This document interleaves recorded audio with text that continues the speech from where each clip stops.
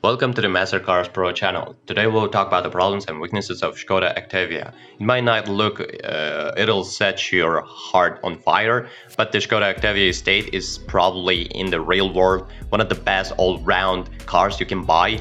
Indeed, seldom will you encounter a car that offers such space and practicality, such easygoing refinement, and such super value for money. This version was so successful it remained on sale from 2013 and to 2020 with one facelift in 2018 before being replaced by all new and slightly larger model. That success isn't surprising as this modestly priced, well-built and eminently practical car is based on a stretch version of the platform used by its classic Volkswagen Group siblings. The Seat Leon ST and Volkswagen Golf gives you the solidity and design detail you'd expect allied to a vast and cavernous interior and boot. The Octavia estate's engine range includes a 113 bhp 1.0 liter petrol, a 148 bhp 1.4 liter petrol replaced in 2018 with a 1.5 liter 113 bhp 1.6 liter diesel and 148 bhp 2.0 liter diesel. More explosive VRC versions are also available in both petrol and diesel forms. There's a choice of trims too, starting with the entry-level S and topping out with the equipment-laden Lauren and Clement. The mid-range versions are the most popular though, especially the SE technology and SEL. The former comes with a dual-zone climate control and front walk lights, while SE technology adds an upgraded touchscreen sat-nav and in later cars automatic emergency braking. SEL meanwhile adds snazzier Alcantara seat and trim privacy glass. Inside is where the Octavia play its trump card. There's a surface of head and legroom in the boot, more than enough luggage for room for a family. Indeed, you'll find more space inside an Octavia than you will in most estate cars of its size. Out on the road, there's plenty more to like. All deliver more than enough performance for most drivers, although the larger engines are most flexible and better suited to motorway work. The 1.0 liter petrol engine is surprisingly peppy around town, and you can easily keep up with most traffic, while the 1.4 TSI 150 petrol is smooth and quick, and is the latter 1.5 version. All the diesels options deliver good low, down punch and balance that with better economy. The Octavia's ride isn't quite as smooth as that of the Golf, but it's still very comfortable and heaps better than many rivals. And while it's no sports car, it's nevertheless handles very tidily. Responsive steering and well set up suspension mean the Octavia changes direction fast and always feels composed. There's more than enough grip on offer too. That facelift in 2018 brought a more distinctive nose with quite headlights, though there were few other design changes. More equipment was added to each model, though, while the 1.2 liter and 1.4 liter petrol turbos were replaced by 1.0 liter and 1.5 liter engines respectively. And so-called Scout version with the chunky body kit, 30 millimeters raised ride height and 4-wheel drive is also available with the 2.0 liter engine, diesel engine, and two power outputs. The higher one reserved for the DSG automatic gearbox. The 1.6 TDI is easily the most economical Octavia estate and has combined fuel consumption figure of 68.9 mpg under the old NEDC test, or 56.5 mpg measured via the newer, tougher WLTP test, while the 2.0 TDI to 150, which is one of our favorite engines, achieves 65.7 mpg or 54.4 mpg under WLTP.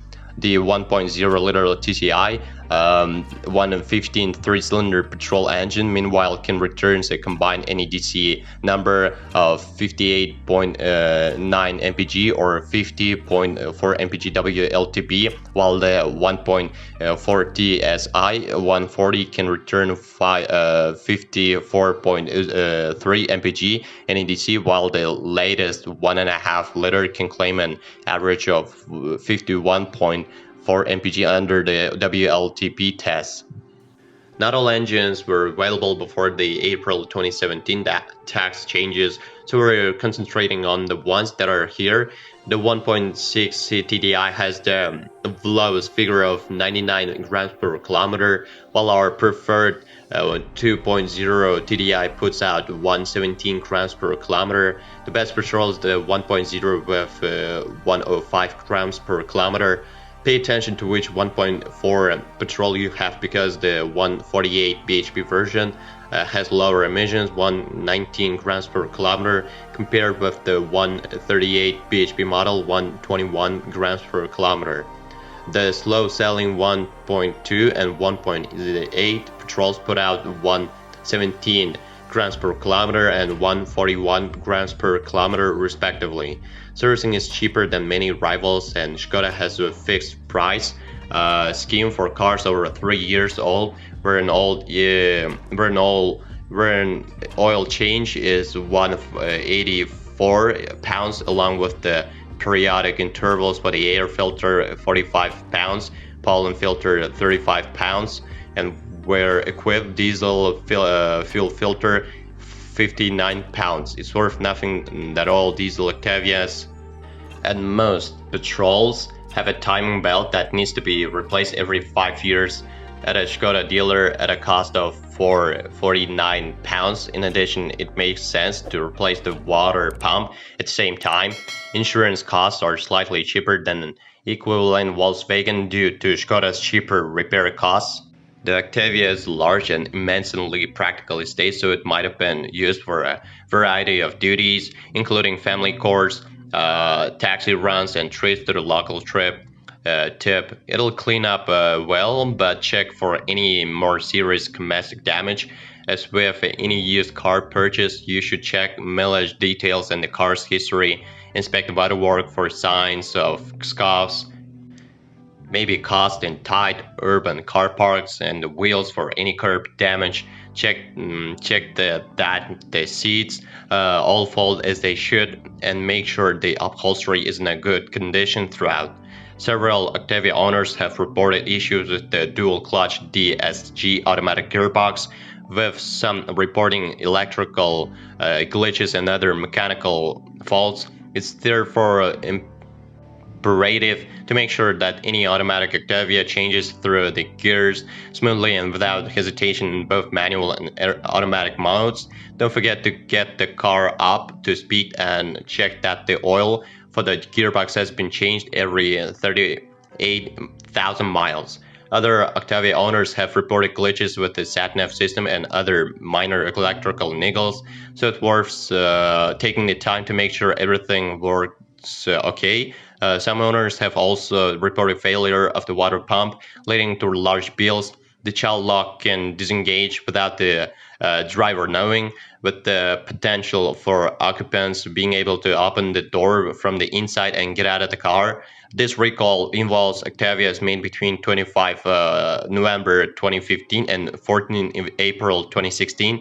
There's been a recall for the rear head restraints of the Octavias built between 1st May and 31 August 2018, where the mounting bracket might not have been welded correctly during production. Your local dealer will be able to let you know if your car needs to have any recall work carried out.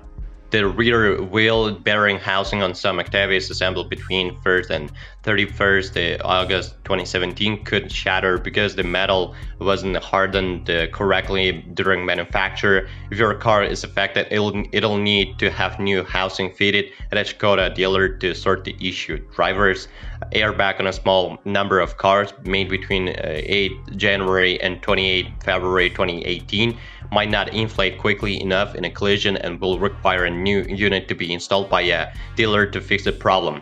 A problem has been identified with the small number of cars manufactured between 1st July and 15 November 2014, while the front passenger's airbag not deploying correctly in a collision. Find out if your car is affected by this by speaking with your local Skoda dealer, because the airbag will need to be replaced.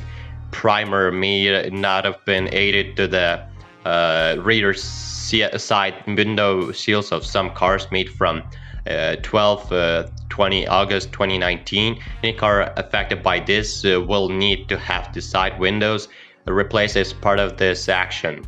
The bolts for the camshaft adjuster housing could come loose and ruin the pulley next to it. This applies to a small number of Octavias manufactured between 1st April and 30 October 2014. In the most recent Vodka reliability survey, petrol versions of the Octavia finished in 3rd place, while diesel models proved to be a bit more troublesome, down in 15th. Skoda came 5th out of 31 car makers in the survey, meanwhile, which is a great result. Top on this because for our money, the best Octavias come in petrol form, but only around a fifth of Octavia estates sold were powered by petrol. The rest are diesels, which makes diesel versions much easier to find. If you're prepared to put in the legwork to find a petrol model, would recommend you do so. You're likely to find the 1.4-liter engine to be easiest to find, which is handy, and it's one of the best engines with a winning blend of efficiency, punch, and smoothness. The same applies to the later 1.5 engine too. We think the SE is the best Octavia model. Meanwhile, although you can, if you can stretch to it and you're buying a later model and then upgrade to the SE technology version, isn't such a bad idea. The related Volkswagen Golf Estate has a large boot, supple ride, and a well-built interior, and it's good to drive too. It's not the most sparkling of cars inside and out, and that competence robs it of a certain charm, but it's hugely impressive up against the Octavia, though it's more expensive and its boot is smaller. The Vauxhall Astra Sports Tourer has plenty of room, is well equipped, and has a range of very strong economical engines. Countered against that, the boot isn't that flexible, and some of its rivals are better to drive. The Seat Leon ST is also related via the VW group and is very nearly as capacious as the Octavia. It's well equipped and cheap to buy, both new and used, and is also cheap to run. Against that, it has a rather firm ride and an interesting interior. Well, if you are the owner of this car, then please describe the problems that you had to face during the operation of the car. Perhaps it is your feedback that'll help viewers when choosing a car. That's it for today. Thanks everyone for attention. It isn't much work for you to subscribe to the channel. See you soon.